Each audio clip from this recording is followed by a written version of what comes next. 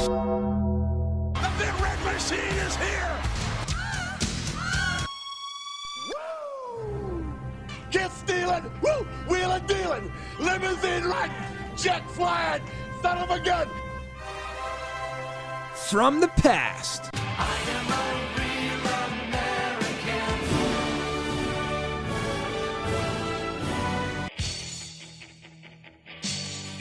To the present.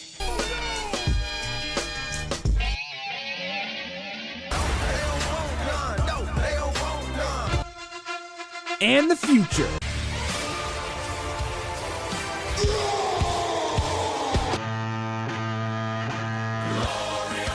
I send it you to deletion! You are listening to Penn State's only WWE talk show, Marking Out with Jason Marcus and Matt Freiler. Well, welcome in everybody to episode 2, our second show here on Com Radio, Marking Out with Matt Freiler and Jason Marcus. And boy, there's a lot to talk about today, Jason. We had Raw 25 on Monday.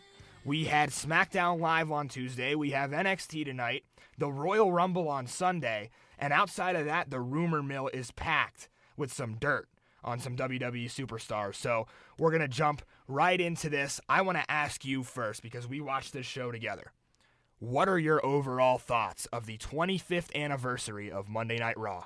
I think it's honestly the consensus amongst most wrestling fans was that it was a huge disappointment. I think the first segment with McMahon and Austin, obviously that was cool, nostalgia trip. You know, the entire show, I mean, we were talking about how predictable it was, but even though it was predictable, it was still fun. But that first segment was great, and then from there, it kind of just... They didn't do anything, really. They had those legends that they advertised, and they showed up for 2 minutes and waved to the crowd, and then that was it. And they didn't really set up anything later for down the road to make you want to tune into the product after the show, which you think they would, because they had hyped up this episode so much. You would think that they knew that there were so many eyes on this product that they would want to start plotting those seeds for those angles at WrestleMania to get those, casual fans in there to go, hey, maybe I should watch this again next week. But they didn't. They kind of just hey, you tuned in for this show. Remember this person? Well, they're gone now. So, see, that's it. So that's all you get. So right. I thought it was pretty underwhelming. Yeah, absolutely nothing as far as storylines go. It was kind of just a one-off. And one of the more interesting things that I think, and we have to talk about this, is The Undertaker, being one of those you referenced. He shows up. He cuts a very interesting, I would say, promo about resting in peace and his career over the past 25 years that led a lot of people to believe he's done. No gloves, no hat, no Mania match. It's over. Yeah, it made a definite point. They definitely did it on purpose. He didn't come out with any coat or hat or gloves, all the things that he left in the ring at WrestleMania 33. And from my perspective, and maybe this is just what they want us to think, it was almost it was just his confirmation of just I am actually retired. Stop talking about me wrestling at WrestleMania. I'm not going to. But it's the WWE. You never know what they're actually thinking. I still wouldn't be surprised if he does have a match in New Orleans, but the only way to really figure that out is to wait until that time and see if he's on the card or not. I mean, they might throw a serious monkey wrench in and have him show up at the Rumble. Whether he's in the match or whether he's, it's just an appearance to where he just shows up in the ring as like he did last year. There's a million different things they could do with him, but right now it seems like the consensus in the WWE universe is that The Undertaker will not wrestle at WrestleMania. Maybe not the speculation that was put out about the Undertaker-John Cena match, that has absolutely no traction anymore. No. Nobody's talking about that anymore. So in the wrestling business, things are put to rest very quickly. And one of those things is the Roman Reigns losing the Intercontinental Championship to The Miz. It was a kind of a short-lived IC title run. The Miz picking back up the belt that he lost, about 6 weeks ago, if that. Something like that. He takes a little time off to film the movie, The Marine, and then he comes back and wins the Intercontinental title on Raw 25. So what's in the works for Roman? What's in the works for The Miz? Well, I have heard from numerous sources that there is backstage, there's huge plans for The Miz. He is scheduled to have a massive match at WrestleMania. We don't really know who it's going to be against. You'd imagine it will be for the Intercontinental title. I talked on the show last week where I actually thought Roman was going to retain the belt and then actually go and face Brock for both titles at WrestleMania. I thought that would have been a much better match than what we're probably going to get. But I still do like, obviously, The Miz is having arguably the best year of his entire career at this point. So I can't be mad that he won the belt back because I do think he deserves it. I think he does more for that title than anyone else that they've put on it in about 2 years. I can't honestly remember the last person to hold the Intercontinental title belt other than The Miz, where I was like, that made me care about the belt. So I think it was the right decision, but definitely a surprise in my eyes. Oh, it was a mess, the Intercontinental title the rest of this year. I mean, the programs between, Dean Ambrose and Baron Corbin, I mean, yeah. WrestleMania pre-show caliber. I mean, that's one of your titles on Raw, and that's what we were getting. There were also a couple Raw pay-per-views over the summer where we had no Miz match, period. I mean, he had the Intercontinental Championship, and it wasn't even just a main event. There was no match for that title. So, he got, he kind of got overshadowed when it came to that things, and I'm glad, you could say what you want about his character, but it's absolutely one of the most polarizing figures right now in the WWE. I guess when we're really talking about Raw 25, all the legends that came back, I know one of the fan favorite segments was the Balor Club and DX Too Sweet at the very end with Scott Hall and Finn Balor. A lot of people saying, "Oh, there's Finn Balor's wish. He's been dreaming about that his entire life." Yeah. I don't know if that was my favorite segment. I still have to side with the open of the show with Stone Cold just because But isn't that that really sum up the whole problem with Raw 25? Yes. Is that it peaked within the first 20 minutes. And we knew Stone Cold was going to be there. Right. And we were 90% sure he was going to open the show. Right. And then I literally said to you, I said, well, that's it. He's done for the rest of the show. Right. And, we were speculating for the rest of the show what else are they going to do with all these legends, and really none of it came to fruition. Right. Going back to The Miz's Intercontinental title, though, okay. I do find it very interesting, though, that even if you look at the United States Championship on SmackDown, that belt also has no meaning anymore. Right. So WWE as a whole has completely dropped the ball and creatively on these mid-card title belts. Really, it's just and their Universal Champion is on the show like once every 3 months. So really in a bad spot right now, I would say, as far as creatively with these belts. They really don't mean anything, I feel like. Well, that's a good point with the Universal title. And, I would say that because right now Brock Lesnar is such a part-timer that everybody thinks he's going to retain at the Rumble. Well, you'd have to. But what about a Braun Strowman pin on Kane? I mean, doesn't this guy deserve to be Universal Champion? Doesn't this guy make better TV than Brock Lesnar as a Universal Champion? I don't know if he necessarily makes better TV than Brock Lesnar. I definitely think as far as if you want to talk about draw in the company, I think Brock is far and above the number one draw in the company. So that's why he's got the belt on him, because they know that. But you're right. It would absolutely be more entertaining from a fan side to see the belt on television every week, as opposed to every 3 months for the Big Four pay-per-view. Yeah, and it's interesting. Here we go again. Brock Lesnar does not need to be pinned to lose his Universal title. He's held it since WrestleMania, the longest out of all the titles right now on the roster. That this is the one that he's held the longest. All the other titles being switched around. You mentioned the United States Championship. We're going to talk about SmackDown and last night coming up here in a little bit, but yeah, we want to dedicate most of this first segment here to Raw 25. I mean, there were a lot of fun moments. I mean, you had Christian come back with, talking about the peeps. You had the whole backstage segment with the APA and Jeff Hardy and the New Day, all the MVP. Yeah, MVP was back. You had the Mark Henry and Godfather segment. That was another interesting one. I mean, am I missing anything? Is there anything that you thought really stood out as kind of one of those just like honestly quick cuts? Well, I mean, I think if one of the big segments that we haven't talked about was the whole Cena and Elias thing. That was interesting because we had gone into the show going, oh, Taker's on the show purely to set up this WrestleMania match with Cena. He didn't do that. We're not really sure what he did, but we did get Cena starting a program with Elias where Elias actually got the better of Cena. So you got to think going forward when Cena does come back, that's who he's going to be in a program with. So is that his WrestleMania match? In my opinion, I feel like it's great for Elias to have a WrestleMania match with John Cena, but for John Cena, it just feels like such a downgrade. And maybe that's just where his position is in the company now, but I don't know. I definitely felt underwhelmed, I think is a good word for Raw 25. Well, I'll tell you what, we'll take our first break here on Marking Out. We'll get to John Cena and Elias as well as Mixed Match Challenge, SmackDown, our Royal Rumble preview, and Enzo Amore being fired from the company. Keep it right here on Marking Out.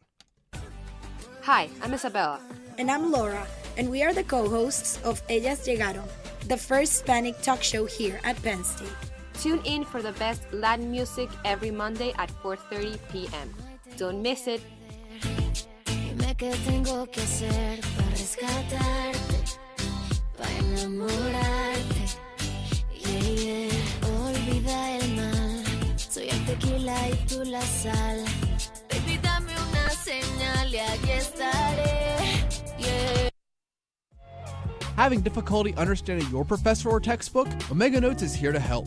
All you have to do is visit OmegaNotes.com, sign up for a free account, and from there you can find your specific course and notes directly related to your exams. You can also use their notebook feature, which allows you to take notes on your computer and access them anytime, anywhere, without having to worry about losing them. You can even upload your notes, set a price, and make money every time someone purchases your notes. Visit OmegaNotes.com and sign up today.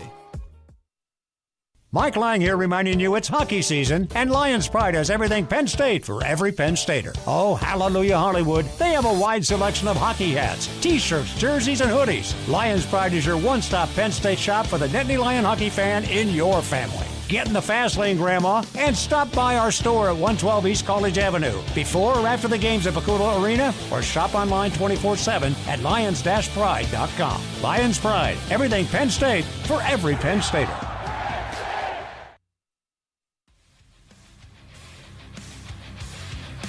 Now, back to Com Radio's only WWE talk show, Marking Out with Jason Marcus and Matt Freiler. Well, we get a little bit of music from the architect Seth Rollins there in our bump.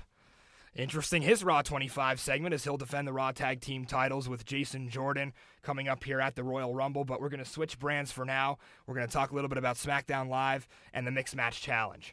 So first, SmackDown Live, the go-home episode, nothing really too interesting happening. In my opinion, Chad Gable with the singles pin against Uso, that to me right there is the moment that will be remembered at the Rumble, because I believe Chad Gable and Shelton Benjamin are your new SmackDown Tag Team Champions. I agree. I think backstage politics have a lot to do with it, but I also think the SmackDown tag titles need a new team to like freshen up those belts, because it's just been the Usos and the New Day for 6 months now. Right.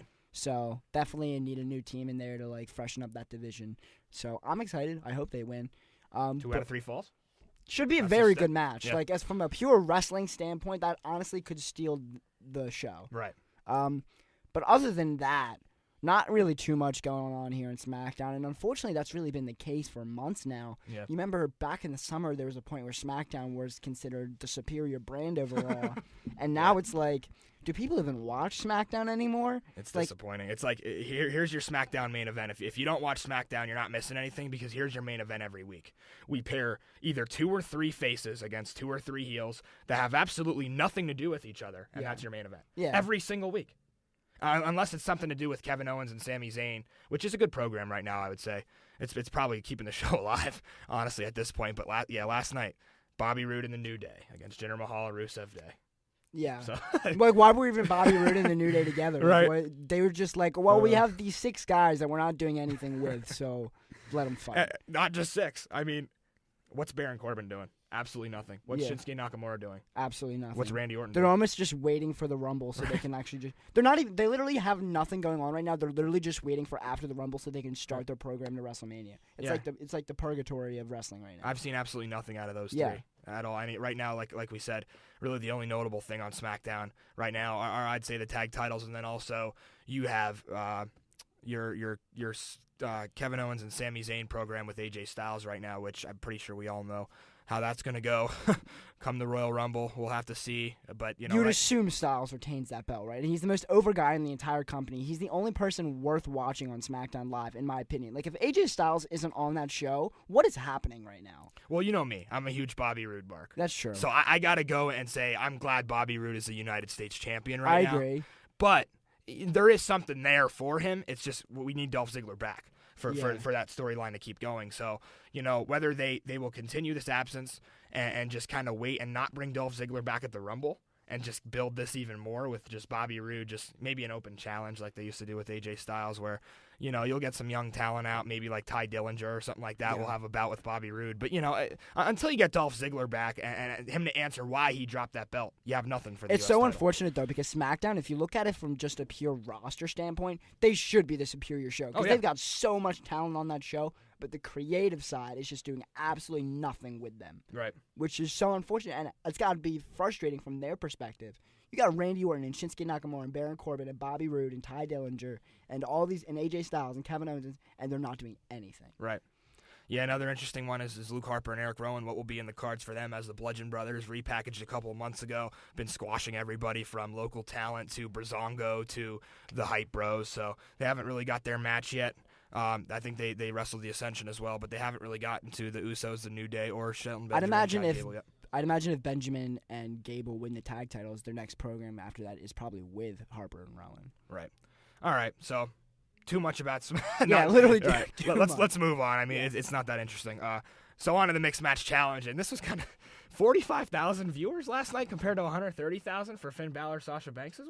It tells you a lot, doesn't it? I mean, the Miz and Asuka, who most are honestly picking to win this thing, to defeat Big E and Carmella. Who is that purely just because Asuka's undefeated? I don't know. I mean, you have a champion and you have the strongest woman in WWE right now. I mean, I think maybe that's your I'm wrong. final. Miz and Asuka versus Finn and Sasha. But it can't be because it's week whatever because now they're facing each other in the second round. So you'll have coming up next Tuesday, Braun Strowman and Alexa Bliss against Becky Lynch and Sami Zayn. Can I ask you something? Are you invested in this mixed match challenge? I like it. Yeah, I do. You are? Okay. I don't know. I am more into it than SmackDown. Like when I stopped, I watched the last hour of SmackDown last night, and I was actually excited for it to end, for the mixed match challenge to start. Yeah. And like, keep in mind, you started with arguably your best match with Finn Balor and Sasha Banks. So hopefully it can follow up. But yeah, I mean, all we can really say about it right now is that the Miz and Asuka didn't really have any chemistry in the ring. They kind of just did their own thing. Yeah. So, Big E and Carmella was an absolute train wreck. And you got to think they from wanted the to start. do Miz and Maurice there, and then Maurice got pregnant. Pregnancy will stop that. But Yep. All right, so we'll move on from that as well. So we covered SmackDown Mixed Match Challenge. Let's get into what everybody cares about, and that's the Royal Rumble coming up this Sunday, 7 Eastern Time on the WWE Network.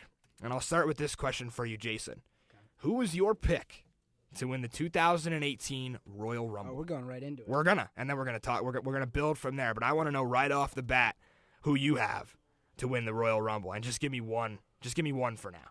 Okay. Well, I'll start off by saying this. I don't think it's going to be a Raw superstar because I do think they're going to go ahead with Roman Reigns and Brock Lesnar, and I really hope that they're not moronic enough to try and put Reigns over again at the Royal Rumble in Philly. So my pick to win this year's Royal Rumble, drumroll, is none other than Shinsuke Nakamura. Okay. I personally would love to see Nakamura and Styles at WrestleMania this year. They kind of have been teasing it for a while now. They had that spot at Money in the Bank. Everyone talks about their classic that they had in New Japan, so I can see a logical reason why the WWE would want to recreate that on their biggest stage as well. So I think logically that makes the most sense. However, I wouldn't be surprised if they actually end up putting Randy Orton in that main event as well and make it a triple threat for the sole reason that Randy Orton is a company guy, one of Triple H's best friends, and he needs a big program at WrestleMania. I could easily see them just putting him in the main event as well. I'm gonna go with the outsider's pick, and this is you're gonna call me crazy for this one, but I think Baron Corbin is gonna win the Royal Rumble, and here's why. Baron Corbin was favored to win Money in the Bank, and I also picked him to win Money in the Bank, and he won that contract. Okay, whatever happened to Baron Corbin during that Money in the Bank is a whole nother conversation with that loss that he ended up not being able to cash in because he got kicked by John Cena or whatever happened. Baron Corbin, I think, is a favorite to win the Royal Rumble because it's going to be a SmackDown superstar.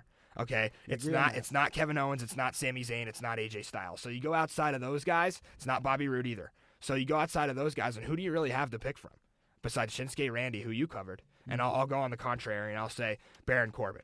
I think you look at the Raw side of things, the reason it won't be a Raw superstar is because in my head, Braun Strowman wins that title belt at the Royal Rumble from Brock Lesnar, and then at Elimination Chamber in February, you get a Universal title match, which Roman Reigns takes the belt from Braun, and then Brock comes back without the belt at Mania. So instead of the Universal Champion Brock Lesnar against Roman Reigns at Mania, you get the opposite.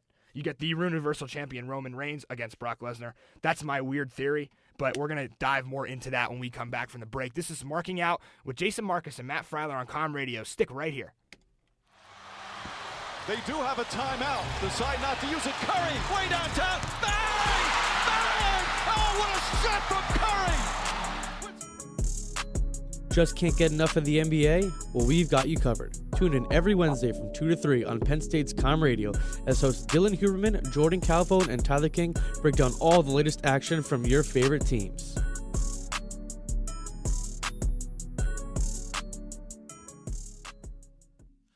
We are stronger, Lions pride, stand together, blue and white. Lions pride, show the world your Penn State side. Lions pride, you live it, you love it, Lions pride. Oh, reach higher, Lions pride, show the world your Penn State side.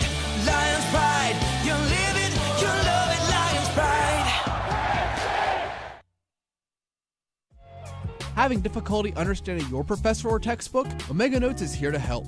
All you have to do is visit OmegaNotes.com, sign up for a free account, and from there you can find your specific course and notes directly related to your exams. You can also use their notebook feature, which allows you to take notes on your computer and access them anytime, anywhere, without having to worry about losing them. You can even upload your notes, set a price, and make money every time someone purchases your notes. Visit OmegaNotes.com and sign up today.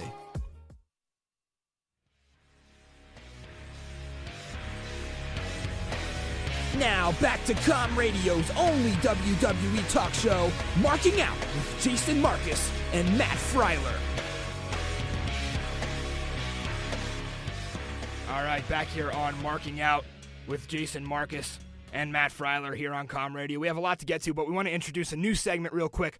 Trivia with Tom. Tom is our producer. He's here today, and we are ready to answer his trivia question. Tom, what do you got for us? All right, so here's a trivia question about the Royal Rumble. Who are the 4 superstars to win the Royal Rumble multiple times, but mainly back-to-back? All right, we'll go back and forth here. Okay. John Cena's one of them. What years?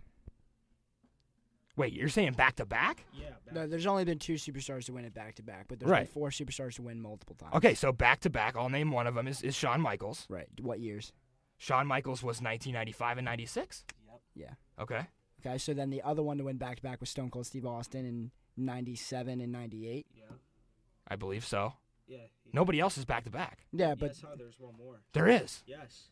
To win back-to-back Oh, Royal man. Rumbles? Where are we thinking 80s here, Jason? Brainstorm. All right, we have 30 seconds to answer this question because we got to move on. I thought the only other 2 superstars to win multiple Royal Rumbles were Cena in 2008 and 2013, and then Randy Orton in 2009 and last year. Well, Tom's got something for us. All right, give it to us, Tom. We're not going to get it. What's the answer? It's Hulk Hogan in 90 and 91. Oh, all right. You probably should have guessed that. Yeah, duh. I mean, come on. Well, we stumped us. It was early 90s. I figured it was somebody from the 80s. But all right, Tom, you got us that time. We have 0 points each. All right. So now moving on a little bit here. Thanks, Tom, for that trivia question. So we have our Rumble picks in. You know, we have our thoughts on the Universal title match. I want to touch a little bit here, Jason, on a subject that is very interesting right now within the WWE Universe. Enzo Amore, fired. Yeah. Done. Originally suspended. Rape accusation came out on Twitter. Yep. WWE immediately reacted by suspending him. And then right before Raw 25, we got the announcement he is fired. Yeah, I think it was just a culmination of multiple things, and this is kind of the straw that broke the camel's back. He already had massive heat on him just because he's not a very likable guy, quite frankly. He had done a bunch of stuff. He insulted his big cast on Twitter, and he had multiple. He got kicked off a bus allegedly. There was even allegedly he was walking around naked backstage and had to get sensitivity training, and he's just not a likable guy. And this was they had this huge event in Raw 25, and the last thing they wanted to deal with was these media attention of Enzo Amore being accused of rape. So I think it was the right move on the WWE's part. I don't think it'll be a huge loss. Yeah, Enzo sold a lot of merch, and yeah, Enzo brought a lot of eyes to 205 Live, but at the end of the day, they'll be able to rebound from this. What's interesting is where they go forward from this. Daniel Bryan announced on SmackDown Live yesterday that they were going to be On next week's 205 Live, they're going to be talking about what they're going to be doing with the future of the Cruiserweight title, as well as announcing a new general manager for 205 Live. So, Matt, I'm interested to get your take on this. Who do you think they'll be bringing into 205 Live to be that general manager role? Could go multiple different ways with this one. I saw a lot about Chavo Guerrero. Really? Yeah, I mean, that's kind of an off-the-wall one. I like it. Man, that's a tough one. I mean, why not? Rey Mysterio. No. I just can't see Rey in a managerial role. No, it's not happening. But here's what I'll close our show with today. 205 Live is done. I mean, think about this timeline. Austin Aries released. Neville just stops. He just quits. Well, they tried to put Enzo over him. Right. He quits because they literally tried to make Enzo Amore more powerful than Neville. Rich Swann.